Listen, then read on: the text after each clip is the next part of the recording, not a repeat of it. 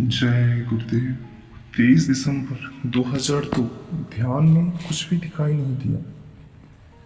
24 तारीख की रात्रि में दिखाई दिया कि 400 से 500 गज का लंबा चौड़ा मैदान है, जैसा कि गांव के घरों को पूरी तरह से तोड़ फोड़ कर बिखेर दिया।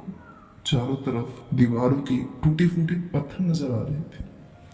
कुछ पत्थर छोटे छोटे झाड़ियों में पड़े थे और कोई भी मकान साबुत नजर नहीं आ रहा था। सब पूरी तरह से धराशायी थे। काफी समय तक ये सीन क्षण क्षण में बदलता रहा और फिर समाप्त हो गया। और फिर कुछ समय तक जमीन से आसमान तक पेड़ों की हरियाली छा गई। ये पेड़ों का सीन करीब 300 गज में था। इनका सीन भी क्षण क्षण में बदलता रहा। इसके अलावा और भी सीन चल रहे थे और इनके नाम और पहचान न होने के कारण मैं कोई भी इशारा करने में असमर्थ था। फिर पैरों में दर्द होने के कारण मैं इन सीनों को 15 मिनट ही देख पाया और फिर उठ गया। 25 दिसंबर आज सुबह देर से जगा और 7:30 बजे ध्यान पर बैठा और परम पूज्य गुरु महाराज क्या दिखाते हैं। हो सकता है आप लोग गप मानिए, ये आपकी समझ है, पर उधर की लीला है ही बड़ी है जी। फूलों के सूरज उगे हुए हैं और उगते ही जा रहे हैं और क्षण क्षण में उनके सीन बदल रहे हैं। ये फूलों का सिलसिला काफी देर तक चलता रहा। अब आप सोचिए वो सीन वो समय कैसा होगा। क्या गुरु महाराज की लीला का कोई वर्णन किया जा सकता है?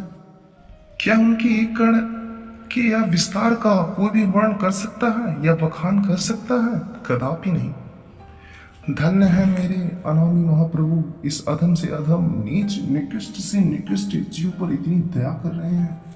हे दाता, मैं पापी हूँ, मेरे गुनाहों को क्षमा करना। मैं नीच निकृष्ट हूँ, मुझे दया की भिक्षा दे देना।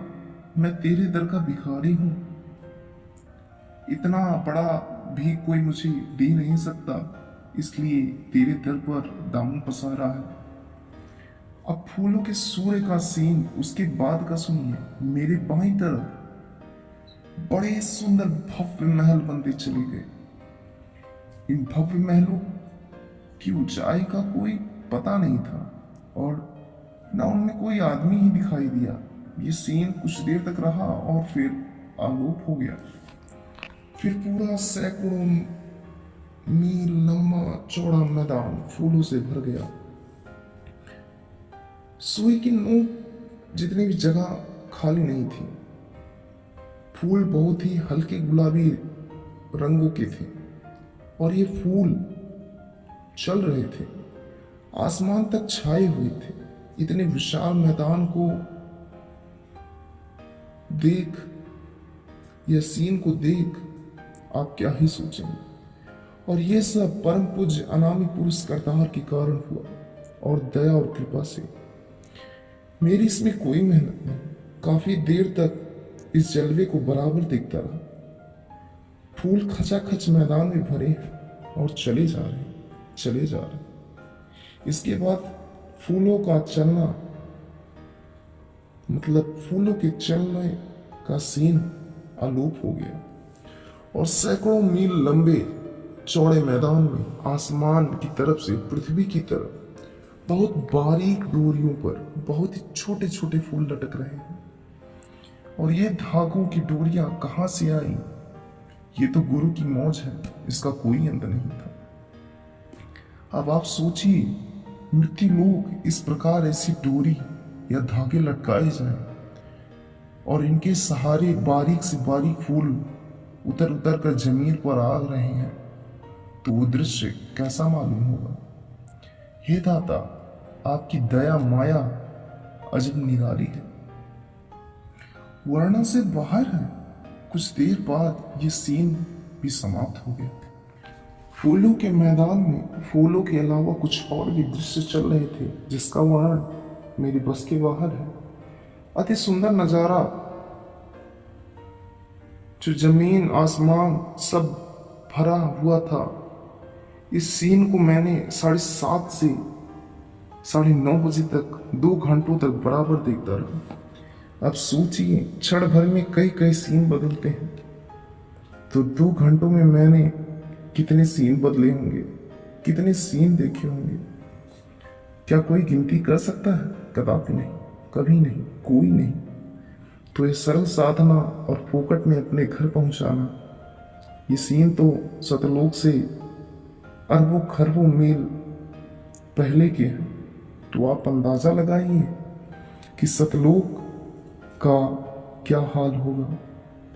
जैसा कि तकी मियाँ, जैसा धर्मा कर्मा और दूसरे पंडित माना नैनू श्यामू करिया, जिनको गोस्वामी महाराज ने नाम दान दिया, वो सब गोस्वामी महाराज को बताने उनकी कुटिया पर गए, उनके चरणों में पड़ गए और अर्ज किया कि खुदा आपके फजल से, आपकी कृपा से हमने ये सब कुछ देखा। और गोस्वामी जी तो सब जानते ही थे उन्होंने क्या क्या देखा।